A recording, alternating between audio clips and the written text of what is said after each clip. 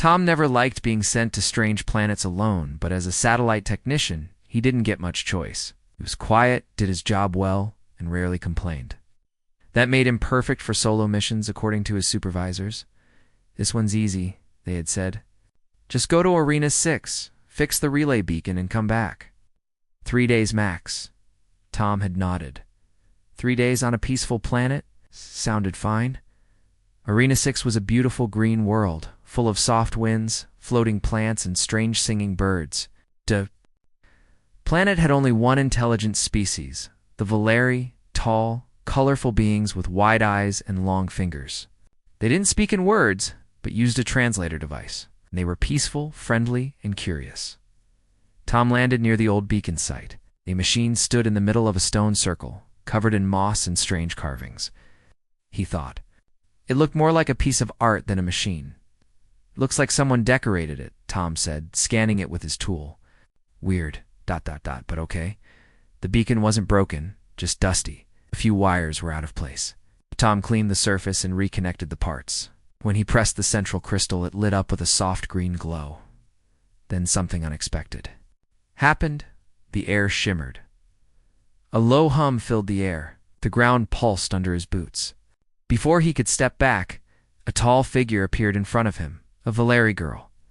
She had soft green skin with silver markings, long white hair tied with beads, and bright purple eyes. She smiled. "You touched the heartstone," she said through her translator. "You have proposed." Tom blinked. "What?" She stepped closer. "The heartstone is a symbol of bond. You touched it with your bare hand. You have asked me to life bond." Tom stepped back, waving his hands. Wait, no, I didn't mean anything. I was just fixing it." She tilted her head. "You knew not what the heartstone was?" "I thought it was a power button." The Valeri girl laughed softly. "Strange human. I am Rena, daughter of Farah, and by our customs, we are now promised." Tom looked around, hoping someone was playing a joke. But there was no one else. Just the wind, the birds, and the very serious Valeri girl who thought he'd just proposed. "This is a mistake," Tom said. "I can't marry you, not even staying here." Rena frowned, confused. "You do not wish to bond?" "No," he said quickly. "I mean, I'm flattered, but I don't even know you." Ada blinked slowly, then nodded. "Very well. Then we must visit my family. They will decide if the bond may be broken." "What?" "No, I have a ship. I can just—" But she grabbed his hand gently but firmly. "You touched the stone. To leave now would bring dishonor. The council must hear your case." Tom sighed. He couldn't believe this. He had touched a rock, and now he was in a relationship on another planet. "Fine," he said. "I'll go with you, but only to explain." Rena smiled again. "Good. My father makes sweet root tea. It helps in stressful moments." The walk to Rena's home was like stepping into a dream. Trees were tall and glowing, the paths soft and alive. Floating seeds danced in the air like tiny lights. Other Valeri watched as they passed, whispering and smiling. Tom felt like a zoo animal. "They're talking about us, aren't they?" "Yes," Rena said. "They say the human chose the old bonding way. It is very rare, very brave. I didn't choose anything." "You touched the stone." Tom rubbed his forehead. "It's the worst work trip I've ever had." Rena's home was a tall, round structure made of soft vines and shining stones. Inside, it was warm and filled with the smell of fruit and wood. Her family was already waiting. Her father, mother, a younger brother, and 2 elders with wise, glowing eyes. "This is Tom," Rena said proudly. "It's the one who touched the stone." Tom tried to smile. "Hello. I think there's been a misunderstanding." The father stepped forward. He was tall, with leaves woven into his robe. "You are welcome, Tom. Please sit. We will discuss the bond after tea." Tom sat, unsure what else to do. As tea was poured and small cakes were served, Tom explained. Everything. The job, the machine, the mistake. The family listened politely, nodding slowly. Finally, the mother spoke. "In our world, the heartstone is sacred. Only one seeking bond may touch it. But if it was truly a mistake, the council Must decide. You will attend tomorrow. Hey. Tom's shoulders dropped. He was already imagining the report he'd have to write when he got back to Earth. Fine, he said. I'll go. Rena leaned closer. Do not worry. They are kind, but very curious about humans. That makes two of us, Tom muttered. That night Tom was given a guest bed in a round room filled with light moss and soft cushions. As he lay down, he stared at the ceiling, wondering how his simple mission had turned into this strange mess. He didn't want to offend anyone, but he also didn't want to be forced into some kind of alien marriage. He had plans. A life back. Home. But when he closed his eyes, he kept thinking of Rena's smile. Calm. Honest. And strangely warm. Tomorrow, he'd make things right. Somehow Tom woke up early the next morning. A soft blue light shone through the vines that covered the window. Birds were singing outside in a melody that somehow sounded like a lullaby and an alarm clock at the same time. He sat up slowly, rubbing his eyes. I really hope this is just a dream, he whispered. But it wasn't. The soft mossy bed, floating lights, and the strange treehouse room reminded him exactly where he was, inside a Valeri home. Rena's home. The door to his room opened with a gentle hum, and Rena stepped inside, holding a tray with fruit slices and steaming tea. Morning, Tom, she said cheerfully. You must eat before we visit the council. Tom gave a tired smile. Rena, we need to talk. She walked over and set the tray down. We will, after breakfast. You'll need strength to speak clearly to the elders. No, I mean seriously talk. Tom looked her in the eyes. I didn't mean to start a bond with you. I'm just a technician. I fix satellites. I don't even know what a life bond means. Rena tilted her head, thinking. A life bond means we support each other. We become one path. Share time, home, and care. Like roots and branches. Tom blinked. So, like marriage? Yes, she nodded. He sighed. See, that's the thing. On my planet, people don't marry by accident. Takes time. Talking. Understanding. Rena's smile softened. That is good. We have time. I do not ask you to rush. Tom stood up. But I didn't choose this. Rena looked down at her hands for a moment, then raised her eyes again. Maybe the stone chose. Tom shook his head. Okay, let's just get through this council meeting. The council chamber was a giant open platform hanging between three tall trees. It floated gently, like a leaf on water. A ring of Valeri elders sat in curved chairs made from twisted branches. Each had glowing lines on their faces and long, calm expressions. Tom stood in the middle, with Rena beside him. One of the elders, a woman with golden skin and eyes like sunlight, spoke first. Human, Tom. You touched the Heartstone. Do you deny the bond? Tom cleared his throat. Yes, I didn't mean to create a bond. I was just fixing the satellite beacon. I didn't know it had any cultural meaning. Another elder, older with slow blinking eyes, spoke next. But you touched it with your hand. The stone accepts touch with intent. Rena stepped forward. He did not know. I believe his words.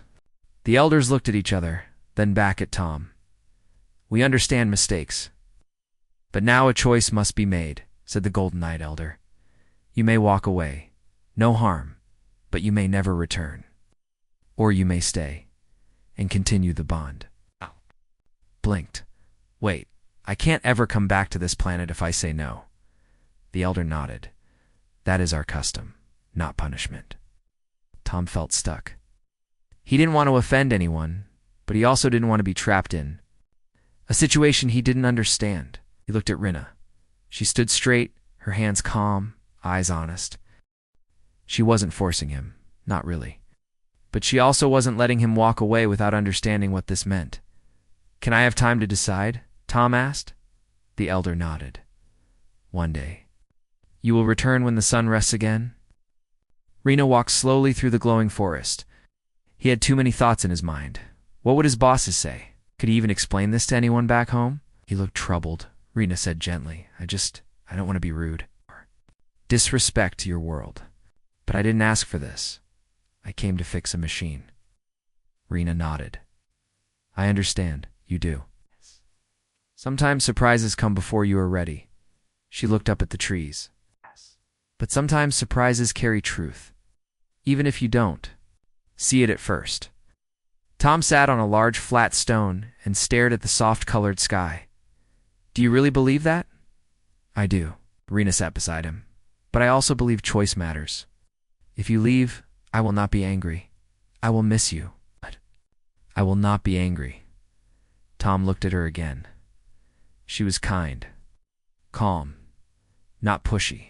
She wasn't trying to trap him. She just believed in something he didn't understand yet. Tell me something, Tom said. Why were you at the beacon when I touched it? Rena smiled. It sang. The heartstone hums when a soul touches it truthfully. I heard it. And came. So, you really think I touched it with my heart? She nodded. Your heart was open. You were calm, focused, kind to the machine. That is how bonds begin. Tom laughed quietly. You're strange, Rena, she smiled. And you are strange, Tom. They both sat in silence, watching the sun slowly dip behind the hills. Somewhere in the distance, soft wind chimes played. Even though there was no wind, that night Tom returned to his guest room. He had a communicator. He could call for early pickup. He could leave before sunrise and avoid the council. But as he held the device, didn't press the button. He remembered the kindness in Rena's voice, her honesty, the way she never forced anything, the way her people offered a choice, not a demand. He put the communicator down. Not yet. The morning light on Reno 6 was soft and golden. The trees shimmered as if the leaves were waking up, and the air smelled like sweet fruits and flowers. Tom opened his eyes slowly.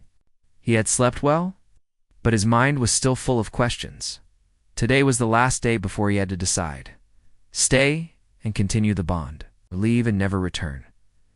He got up and found Rena waiting outside his room. I had a basket in her hand and a smile on her face. Come, she said. Today we visit the inner grove. My family has prepared a gathering for you. A gathering. Tom raised an eyebrow. Yes, Rena said as they walked. It is tradition. When someone forms a bond or even may form one, the family must see if they are worthy. You will join in the customs. Tom sighed but smiled. Let me guess. More tea? Rena laughed. Tea, stories, and maybe a test or two, but do not worry. We will help. They reached a beautiful part of the forest. Tall trees formed a natural dome overhead. Rena's family was already gathered there. Her parents, her brother, a few aunts and uncles, and even some children sat in a circle, talking and laughing. Tom felt nervous. He didn't know what to expect. Rena's father, a tall Valeri with kind eyes, welcomed him with open arms. Tom, the sky smiled on us today. Thank you for joining. Thank you for inviting me, Tom replied, bowing slightly. He had seen Rena do that once and hoped it was the right gesture. They sat together on soft mats made of woven vines. Rena's mother passed around small fruits that looked like blue peaches. When Tom took a bite, the fruit made a tiny pop sound and filled his mouth with a fizzy sweet taste. It was strange but nice. The family asked questions, simple ones at first. Where are you from? What do humans eat? Do you also sing to the stars? Tom answered as best he could. They laughed when he said humans only sing in showers or parties. They were surprised to learn Earth had only one moon. When he said that humans used forks, they thought it was funny. The Valeri used only hands or leaf-shaped spoons. Then came the test of worth. Rena's brother. Talos stood up with a mischievous grin. Tom must pass 3 tasks. Not to prove strength, but to show heart. Tom raised an eyebrow. What kind of tasks? Easy ones, Talos said. For Valeri. That didn't make Tom feel better. First task, the fruit of Ekatalo handed Tom a round red fruit with black stripes. Bite into this fruit and say one truth. If the fruit likes your answer, it will sing. Tom looked at it nervously. Happens if it doesn't like my answer, it stays silent. And your breath will smell strange for 1 hour. Tom laughed, then bit the fruit. It was sour, very sour. He winced. Then he said, I came to Arena 6 just to fix a machine. But now, I think maybe it's fixing me. Everyone went quiet. Then the fruit began to hum a low, sweet note like a music box. The family clapped, and Rena's eyes sparkled. Tom smiled, surprised. Didn't think that would work. Second task. The vines of balance next. Tallow led Tom to a space between two trees where long vines swung back and forth like lazy swings. Cross the vines to the other side, Tallow said. Without falling, Tom stared at the moving vines. No rope, no safety net. Tallow shook his head. Only balance. Tom took a deep breath. Okay. He stepped onto the first vine. It wobbled under his weight. He reached for the next. Then the next. One step at a time. The vines bounced gently with the breeze. The children cheered. Tom almost slipped once, but he caught himself. With one final leap. He landed safely on the other side. Everyone clapped again. Tom raised his arms like a champion, didn't even fall. You have light feet, Rena's uncle said with a laugh. And lucky socks, Tom added. Third task. The question of heart back in the circle. The final task was given by the eldest elder of Rena's family, her grandmother. Her voice was soft, but every word was clear. Tom of Earth, she said, answer me this. What do you fear most, and what do you hope for? Tom was quiet for a moment. He looked at the sky through the trees.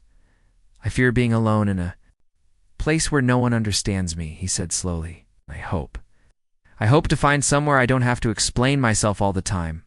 A place that just feels peaceful. The old woman nodded. Your fear is true, but your hope is brave. She turned to the family. He has passed the test. Everyone cheered. Tom looked at Rena. She was smiling at him, her eyes soft and warm. You did well, she said. I had no idea what I was doing, Tom admitted. That is why it worked. Later that evening, the family shared stories around a small, glowing fire. Rena sat beside Tom, offering him more of the fizzy fruit. You didn't have to try so hard, she said.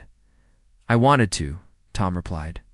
Your family's kind. I didn't want to be the rude human who ran away. Rena looked up at the stars. You are not rude. You are learning. That's more important. Tom watched the stars with her. Somewhere above those clouds, his ship was waiting. He could leave. He could go back to his quiet life. But here, under strange trees with strange people, he felt something he hadn't felt in a long time. Accepted. Tom sat alone by the river just before sunrise. The water sparkled in the early light, and the forest. Around him was quiet. Birds were still sleeping. The world felt calm, but his heart was not. Today he had to return to the council and give his final answer. Stay, and continue the bond with Rena, or leave Arena 6 forever. Tom picked up a flat stone and threw it across the water. It skipped twice and sank. He liked Rena a lot more than he expected. Her world was strange, but peaceful. Her family had accepted him. Her smile made him feel less lost. But could he really stay forever? He thought about Earth, his small apartment, his job, his friends. His old life felt so far away now. Tom reached into his jacket and pulled out the emergency beacon. A small silver device with a red button. Press it, and his ship would fly down automatically to pick him up. No questions, no waiting. He looked at the button, then looked back at the trees. He pressed it. The beacon blinked once, then again. Then error. Ship unresponsive. Manual. Return required. Tom stared at the message. What? He tapped it, shook it, turned it off and on. Error. Communication blocked. No, Tom whispered. Don't do this to me now. Just then, he heard footsteps behind him.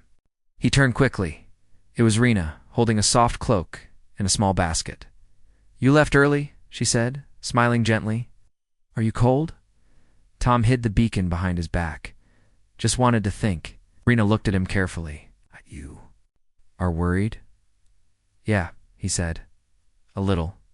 She handed him the cloak. The council waits for your answer today. There is still time. Tom nodded, unsure what to say. Rena sat beside him, watching the river. When I was younger, she said softly, I always wanted to meet someone from the stars. I didn't expect it would feel like this.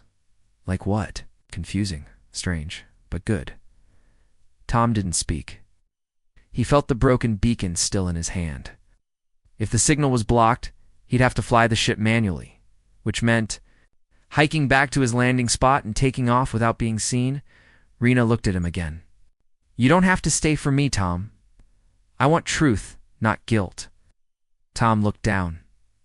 I'm not sure what's true anymore. Later that morning, as Rena helped her family prepare herbs and tea for the council gathering, Tom quietly walked into the forest alone. He had memorized the path back to his ship. It wasn't far, maybe a 20-minute walk through the glowing trees and soft grass. His plan was simple. Reach the ship, lift off quietly, send a message to Mission Control, and head back to Earth. He could leave a message behind. Apologize. Explain everything. This is for the best, he whispered. But the forest seemed different now. The light was dimmer. The path looked unfamiliar. He turned left where he thought the tall rock was, but it wasn't there. After 10 more minutes of walking, Tom realized something terrible. He was lost. He turned in every direction, trying to retrace his steps. But the trees all looked the same, and the soft ground left no footprints. Panic started to rise in his chest.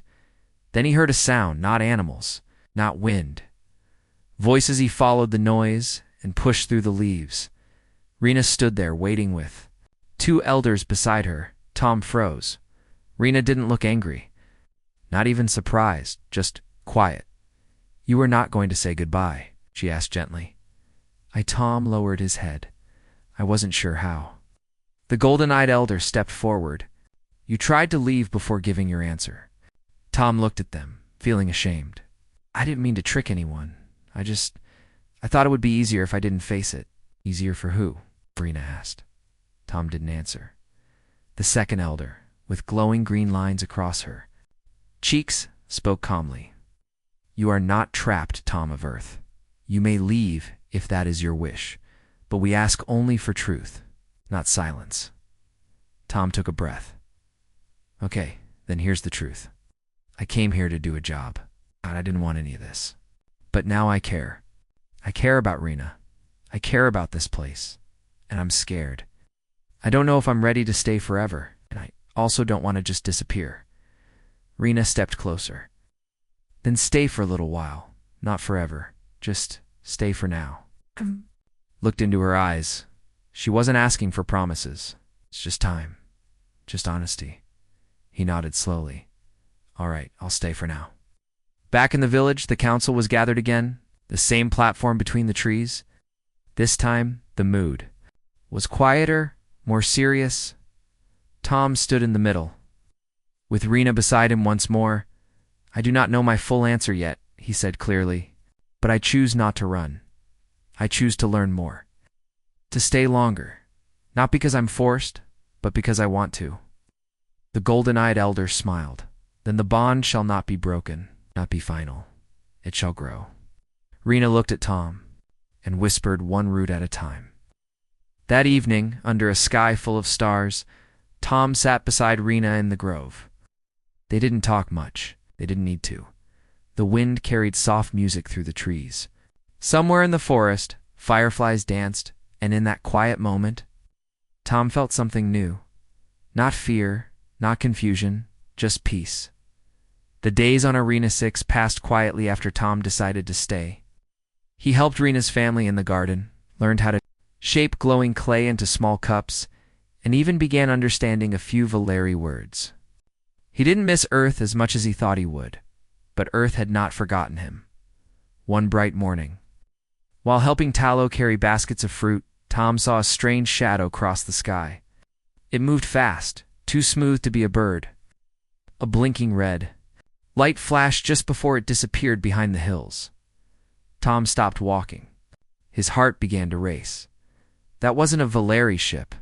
That was from Earth.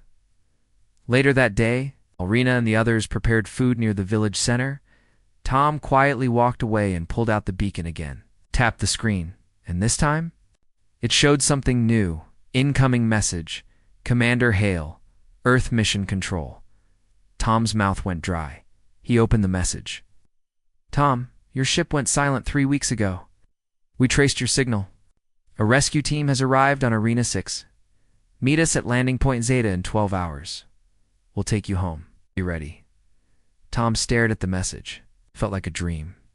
He looked back toward the village. The smell of sweet herbs filled the air. We could hear Rena's voice in the distance, laughing with the children. This was the life he didn't ask for, but had grown to care about. Now, Earth wanted him back. That night, Tom couldn't sleep. He sat by the river again, watching the water. Rena found him there, holding the beacon in his hand. You saw it, didn't you? She asked softly. Tom nodded. A ship from Earth. They came for me. Rena sat beside him. Her face was calm, but her eyes were sad. You're going to leave, she said. It wasn't a question. I don't know, Tom whispered. I didn't think they would come. Not this soon. Rena looked up at the stars. I always knew this could happen, but I thought maybe you would choose us. Tom looked at her. It's not about choosing you or them. It's about choosing who I am. I'm still trying to figure that out. Rena placed her hand on his. Then figure it out. But please, do not leave without a goodbye. Tom nodded. I won't, I promise. The next day, Tom walked alone, toward landing point Zeta. It was far from the village, through thick trees and glowing paths he had never seen before. The beacon guided him with soft beeps and arrows. After an hour, he reached a clearing. A sleek Earth ship stood there, gray, sharp-edged, and very different from the soft, glowing shapes of the Valeri world. A man in a silver uniform stood near the ramp. His dark beard and strong voice made him easy to recognize. Commander Hale, Tom, Holly said, walking forward. You're alive. That's a surprise. Tom smiled. I'm alive and well. Just not the same. Hale looked around. This place doesn't look dangerous. The air's clean. Temperature's good. Locals peaceful. You've been living like a tourist. Tom nodded slowly. Something like that. Hale stepped closer. Mission Control wants you back. You've been here too long. Debriefing, reports, tests, all waiting. We thought you were in trouble. I was, Tom said. At first, but not anymore. Hale looked him over. So, you coming? Tom hesitated. He looked back at the trees. Path to the village felt like more than just a trail. It felt like a string pulling at his heart. I need a few more days, Tom said finally. Hale raised an eyebrow. Why? I made a connection here, with the people, with someone special. You fell in love with an alien? Hale laughed. You've gone native, huh? Tom didn't smile. It's not just love, he said. It's peace. It's meaning. I finally stopped running from myself here.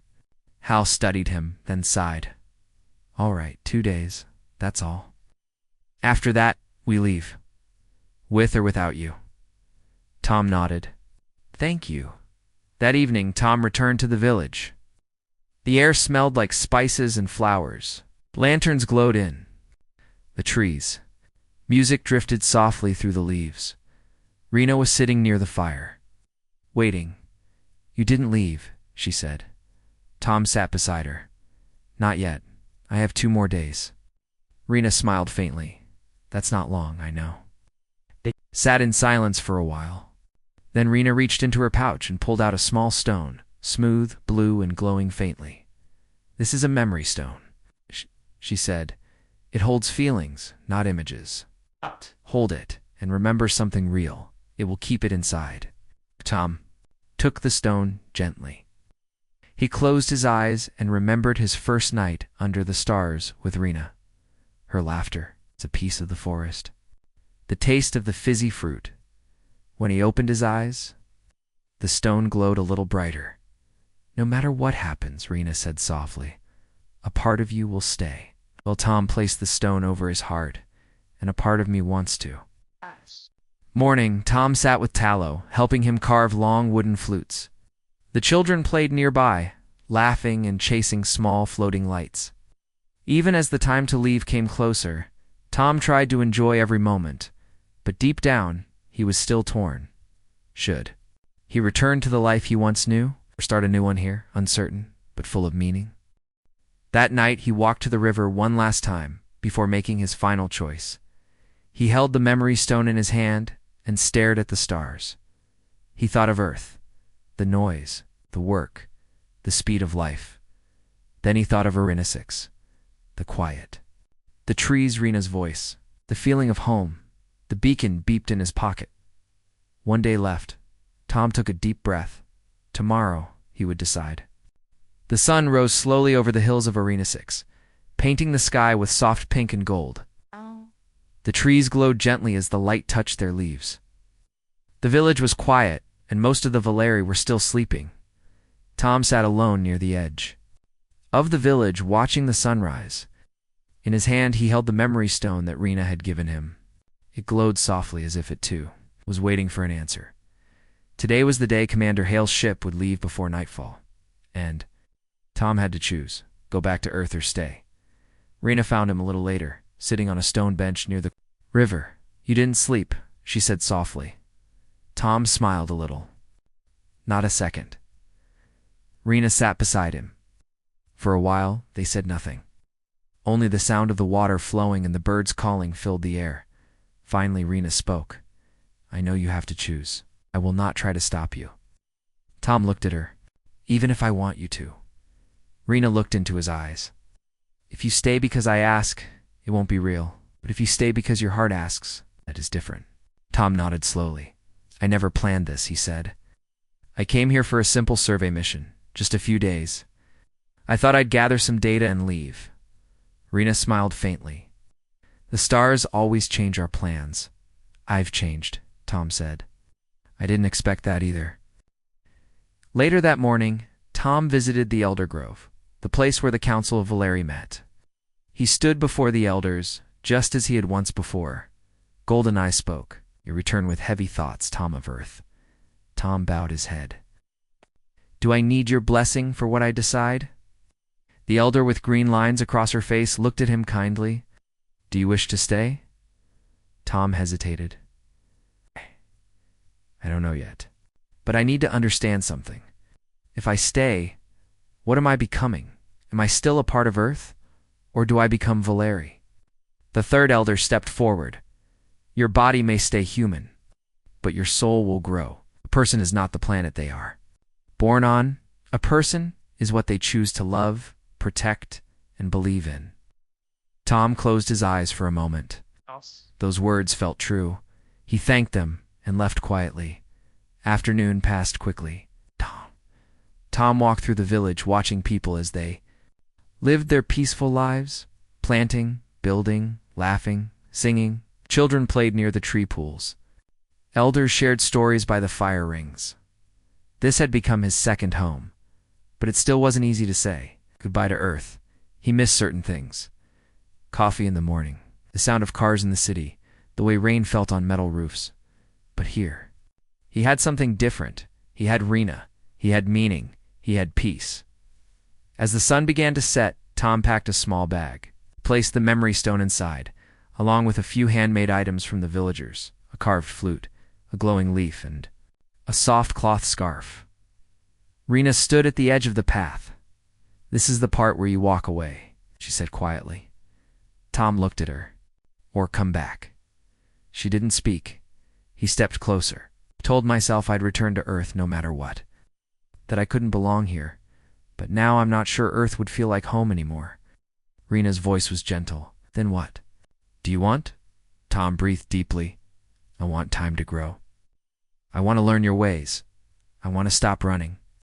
She smiled, just a little. "And what about your people?" "I'll send a message," Tom said. "Let them know I'm alive, that I'm safe, and that I've found something important." Rena looked at him. "So you've chosen?" Tom nodded. "I'm staying." Just before sunset, Tom returned to the clearing at Landing Point Zeta. Commander Hale stood waiting. The ship's engines were humming softly. "You're late," Hale said. Tom walked up and placed his hand on the beacon. I'm not coming back. Hale's eyes narrowed. You sure about that? Tom nodded. Yes. Sighed. Well, it's your life. But Earth will have questions. You're walking away from everything. Tom smiled slightly. No, I'm walking toward something. Holly stared at him for a few moments, then nodded. I'll report that you chose to remain for extended study. That way, no one sends another team too soon. Thank you, Tom said, for understanding. Offered a small salute. Good luck, Tom. And with that, the ship rose into the sky and vanished into the clouds. Tom stood alone in the clearing. Free, that night. The village held a celebration. Lanterns floated into the sky like tiny stars. The trees glowed in soft colors. The air was filled with music, laughter, and joy. Rena stood beside Tom, her hand in his. Now that you've chosen to stay, she said softly, what will you do? Tom looked around. I'll build a small home, learn your language, help in the gardens, and maybe, one day, I'll earn your full trust. Rena looked at him kindly. You already have. They watched the lanterns rise higher and higher, till they disappeared among the real stars. In that moment, Tom felt something deep and powerful. He had not just found love, he had found purpose. A soft breeze passed through the glowing trees of Arena 6 as Tom stood near the center of the village. It had been a full cycle since the Earth ship left, and life had grown quiet again. But for Tom, everything had changed. He now wore a woven cloak like the other villagers. His hair was longer, and his steps more sure. He smiled more easily, and his voice carried warmth when he spoke to others. Each day, he worked beside the Valeri, planting glowing crops, learning songs, and helping to build homes from stone and clay. He had even made friends with the animals that once ran away from him, but there was still one thing left undone. Rena was waiting near the river, her feet in the cool water. She heard his steps before she saw him. You walk quieter than before? She said without looking up. I'm learning, Tom replied, smiling. Rena turned to him. You've learned much already. The people trust you, even the elders say. Your hands are kind. Tom sat beside her. I'm grateful. I found a life I never imagined. Rena studied him carefully. In your heart, is it calm now? He nodded. It is. There's one thing I still wonder about. She tilted her head. What is that? Tom took a deep breath. That day, when you said I had to marry you, did you truly mean it, or were you just afraid I'd leave? Rena was quiet for a long moment. The river bubbled softly beside them. I was afraid, she said, but not just of you leaving. I was afraid that I would never find someone who saw me not just as a Valeri, not just as a council daughter, but as me. Tom looked at her with soft eyes. I see you. I've seen you from the start. Rena smiled. Then maybe it's time. That evening, Tom was invited to the great fire circle all the villagers had gathered. Children sat cross-legged. Elders stood in a half-circle. Rena wore a robe of silver leaves, her hair tied with glowing blue threads. Golden eye. The eldest of the council raised a hand. Today, she said, we witness the bond of two hearts. Not of one people, but of two worlds. Tom stepped forward. He held in his hand a small ring made of sky stone and leaf wood. It was the shape of a promise, crafted with care. He looked into Rena's eyes. Before I came here, I had no plan to stay, no reason to belong. But you showed me a new path, a home, a heart that accepts me. I ask now with honesty, will you? Walk this path with me. Rena reached out and took his hand. I will. The villagers began to hum a song, low and slow, like wind through tall grass. Two glowing birds circled above them, a sign of peace.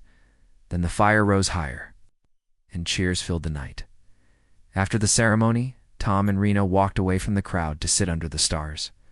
The celebration continued behind them, music, dancing, laughter, but the quiet moment between them felt more real than anything. You're not scared? Tom asked gently. Rena shook her head. Not anymore. Are you? Tom smiled. Not anymore. they sat together in silence. Above them, the stars shone brightly, and somewhere among them Earth spun silently, far away. But Tom no longer felt. Lost between two worlds, he had chosen his place, and his place had chosen him back. Days turned into weeks, and weeks into months. Tom became more than just a visitor. He helped map new paths through the forests. He learned to speak the Valeri tongue with clear words, even taught the children some Earth stories, and built a small device to share old Earth music. People began calling him Starhand, name given by the elders to honor his journey from another sky. Rena and Tom built a home near the river, half made in Valeri style, half in human fashion. Together, they created a space filled with light, warmth, and laughter. Each day began with shared work, and each night ended with quiet peace. One day, teaching the young ones how to shape clay, a small message buzzed from deep inside the storage room. It was the beacon, dusty and nearly forgotten. Tom picked it up. New message, Earth command, status inquiry. He stared at it for a long time. Then, gently he pressed reply. Tom here, alive, healthy. I chose peace. I chose love. No need to send another ship. I'm where I'm meant to be. He set the beacon down and walked outside, where Rena was waiting with 2 cups of warm leaf tea. He took her hand, and together, they watched the stars come out once more. Not as strangers, but as partners.